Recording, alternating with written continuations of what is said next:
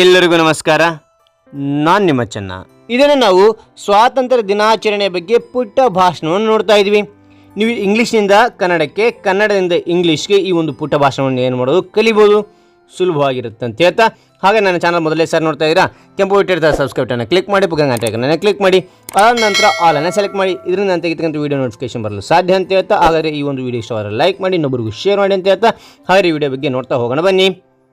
ಇಲ್ಲಿ ಇಂಗ್ಲೀಷ್ನಲ್ಲಿ ನಾವು ಇಂಡಿಪೆಂಡೆನ್ಸ್ ಡೇ ಶಾರ್ಟ್ ಸ್ಪೀಚ್, ಕನ್ನಡದಲ್ಲಿ ನಾವು ಏನಂತೀವಿ ಅಂತಂದ್ರೆ ಸ್ವಾತಂತ್ರ್ಯ ದಿನಾಚರಣೆಯ ಪುಟ್ಟ ಭಾಷಣ, ಸ್ವಾತಂತ್ರ್ಯ ದಿನಾಚರಣೆಯ ಪುಟ್ಟ ಭಾಷಣ ಅಂತೇಳಿ ಮೊದಲು ಮಾತನಾಡುವಾಗ ಈ ಒಂದು ನೋಡ್ತಾ ಹೋಗೋಣ.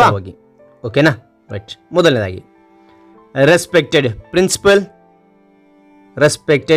Principal, lovable teachers,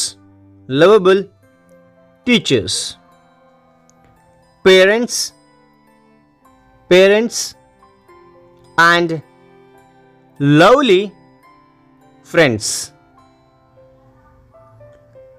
Good morning to all. Once again, respected principal, lovable teachers, parents and lovely friends. Good morning to all. ಇದನ್ನೇ ಕನ್ನಡದಲ್ಲಿ ನಾವು ಹೇಗೆ ಹೇಳಬೇಕು ಅಂತ ನೋಡೋಣ. ಗೌರವಾನ್ವಿತ ಪ್ರಾಂಶುಪಾಲರೇ, ಪ್ರೀತಿಯ ಗುರುಗಳೇ, ಪೋಷಕರೇ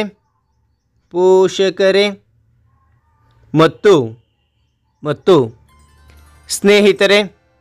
ಸ್ನೇಹಿತರೆ, ಎಲ್ಲರಿಗೂ ಶುಭೋದಯ. ಮತ್ತೊಮ್ಮೆ, ಗೌರವಾನ್ವಿತ ಪ್ರಾಂಶುಪಾಲರೇ, ಪ್ರೀತಿಯ ಗುರುಗಳೇ, ಪೋಷಕರೇ ಮತ್ತು ಸ್ನೇಹಿತರೆ, ಎಲ್ಲರಿಗೂ ಶುಭೋದಯ. Today we are here to celebrate the 75th Independence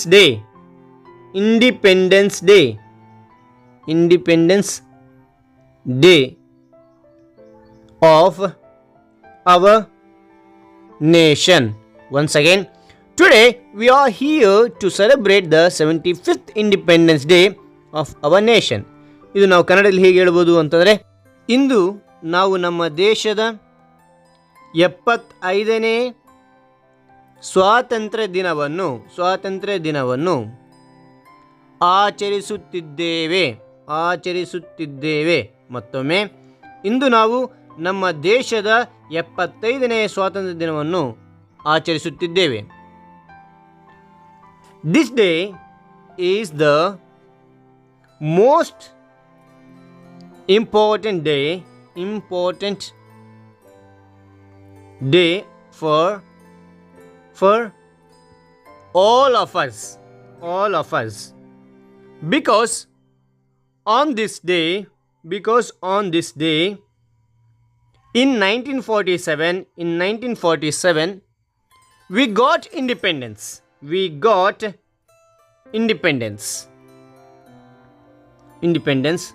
from the British rule. Once again, this day is the most important day for all of us, because on this day in 1947 we got independence from the British rule. ನಾವು ಕನ್ನಡದಲ್ಲಿ ನೋಡೋದಾದರೆ, ಇದು ನಮ್ಮೆಲ್ಲರಿಗೂ ಅತ್ಯಂತ ಪ್ರಮುಖವಾದ ದಿನ, ಏಕೆಂದರೆ ಈ ದಿನ 1947ರಲ್ಲಿ ನಾವು ಬ್ರಿಟಿಷರ ಆಳ್ವಿಕೆಯಿಂದ ಸ್ವಾತಂತ್ರ್ಯವನ್ನು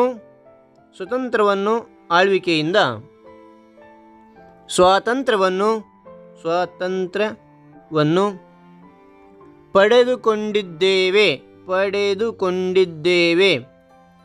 ಮತ್ತೊಮ್ಮೆ, ಇದು ನಮ್ಮೆಲ್ಲರಿಗೂ ಅತ್ಯಂತ ಪ್ರಮುಖವಾದ ದಿನ, ಏಕೆಂದರೆ ಈ ದಿನ 1947ರಲ್ಲಿ ನಾವು ಬ್ರಿಟಿಷರ ಆಳ್ವಿಕೆಯಿಂದ ಸ್ವಾತಂತ್ರ್ಯವನ್ನು ಪಡೆದುಕೊಂಡಿದ್ದೇವೆ. ಮತ್ತು ನೋಡಿ ಇಂಗ್ಲೀಷ್ನಲ್ಲಿ, In this occasion, We should remember the sacrifices of our freedom fighters. Once again, in this occasion, we should remember the sacrifices of our freedom fighters. ಕನ್ನಡದಲ್ಲಿ ನೋಡಿದರೆ ಈ ಸಂದರ್ಭದಲ್ಲಿ ನಾವು ನಮ್ಮ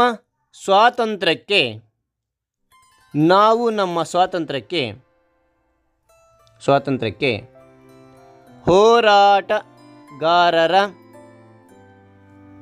ಹೋರಾಟಗಾರರ ತ್ಯಾಗವನ್ನು ಸ್ಮರಿಸಬೇಕು. ಮತ್ತೊಮ್ಮೆ ಈ ಸಂದರ್ಭದಲ್ಲಿ ನಾವು ನಮ್ಮ ಸ್ವಾತಂತ್ರ್ಯಕ್ಕೆ ಹೋರಾಟಗಾರರ ತ್ಯಾಗವನ್ನು ಸ್ಮರಿಸಬೇಕು. They devoted their entire life for the freedom of our country. As a result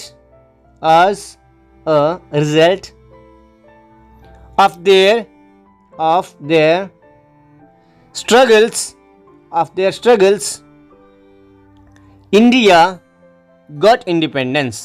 Once again, they devoted their entire life for the freedom of our country. As a result of their struggles, India got independence. ಕನ್ನಡದಲ್ಲಿ ನೋಡಿದರೆ ಅವರು ತಮ್ಮ ಇಡೀ ಜೀವವನ್ನು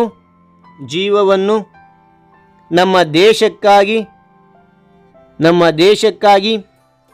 ಮುಡಿಪಾಗಿಟ್ಟರು.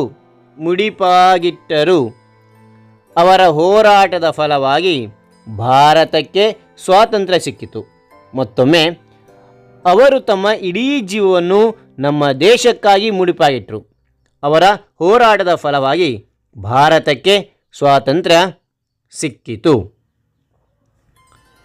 ನಿಮ್ಮ ಭಾಷಣ ಮುಗಿತು ಅಂದಾಗ ಈ ಒಂದು ಹೇಳಿಕೆಯನ್ನು ಹೇಳಿ, ಓಕೆನಾ? Ready? Thanks for giving me an opportunity to speak in front of you all. ಮತ್ತೊಮ್ಮೆ, thanks for giving me an opportunity to speak in front of you all. Okay. Jai Hind, Jai Bharat. Jai Hind, Jai Bharat. Jai Bharat. ಇದನ್ನು ನಾವು ಕನ್ನಡದಲ್ಲಿ ಹೇಳಿದಾಗ ನಿಮ್ಮೆಲ್ಲರ ಮುಂದೆ ಮಾತನಾಡಲು ನನಗೆ ಅವಕಾಶ ನೀಡಿದ್ದಕ್ಕಾಗಿ ಧನ್ಯವಾದಗಳು.